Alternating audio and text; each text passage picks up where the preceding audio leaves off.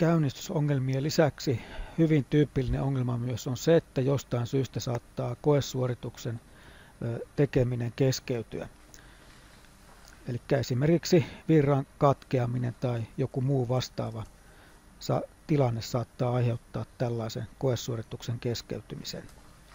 Ja tässä kun katsellaan nyt tätä koetta, niin ensimmäiseen kysymykseen on jotain keretty vastaamaan, mutta toisessa kysymyksessä ei vielä ole vastauksia. Ja simuloidaan sellainen tilanne, jossa virta katkeaa koneesta, eli pistetään virrat pois nyt päältä.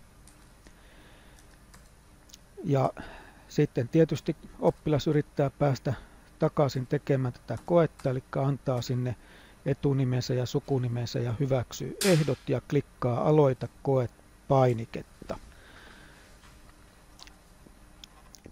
Mutta kuinka ollakaan, niin siellä tulee tällainen ilmoitus punertavalla tekstillä, jossa lukee, että antamallisella nimellä tehdään jo koetta. Ota yhteyttä kokeen valvojaan. Ja sitten siellä alapuolella on tuollainen, että odota kokeen valvojalta lupaa aloittaa. Eli tämmöisessä tilanteessa täytyy sitten mennä opettajan tuonne palvelimelle ja katsoa sieltä sitten sellainen niin sanottu jatkamiskoodi. Eli klikataan sitten tuosta näytä koodi.